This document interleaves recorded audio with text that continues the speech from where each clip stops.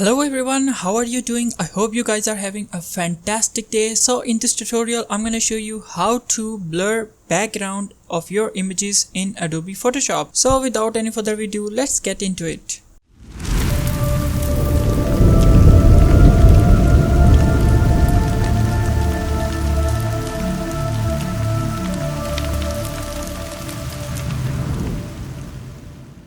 So here I have an image of someone I took from a website, and if you want to follow along this tutorial you can find the links in description below. So first I will change the background and then I will add the blur to the background in such a real way that the photo looks like it was shot on a DSLR. So we need to select our subject. You can do that by so many ways. I'm just gonna go to the selection tool and click on this select subject and allow Photoshop to select the subject, and the Photoshop has done a pretty good thing.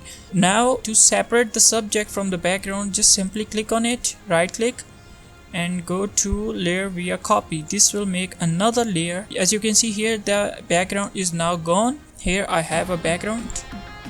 I'm just gonna go drag and drop this to my image, put it behind the subject.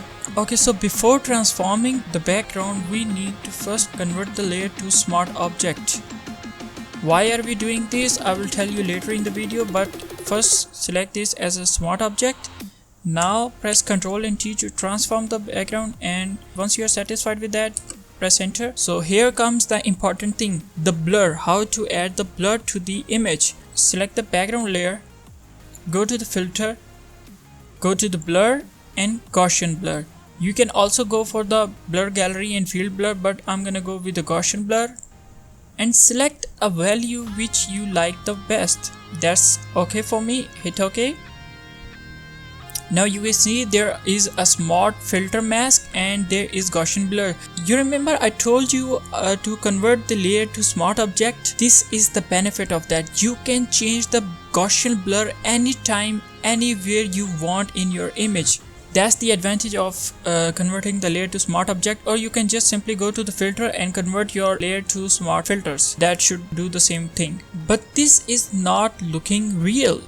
Why? Let me show you an example of an image I took a few months ago of a tree, and you can clearly see the all focus goes to that tree, not on the background, and this looks real. If you closely look at that, the tree edges are not sharp.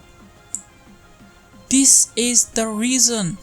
The exact same technique we will apply to this project.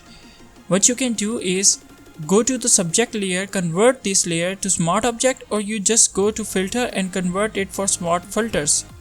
Hit OK. Now you can see this little box icon on it. Okay, so we need to apply the same background blur as we applied to this background. Go to filter, blur and Gaussian blur. Choose a value of around like 10% of the actual value. Use a number to 10% to 15%. Okay, hit OK. Select the smart filter mask, press Ctrl and I on your keyboard to invert the mask. The blur is gone now, but wait, go to the brush tool, select the foreground color as a white. If you don't have black and white color, just click on this 2 square icon to make this as a default black and white. Brush tool selected, make sure the hardness is at 0%. Now just simply paint the blur on the edges.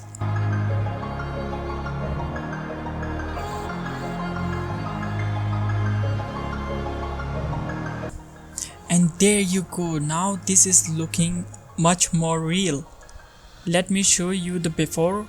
Here's the before and here's the after. Same technique we applied to our subject like we see in this image. The edges are not sharp, they are blurred, but this blur is not that much as the background is. So that's why we took a 10% value for this subject.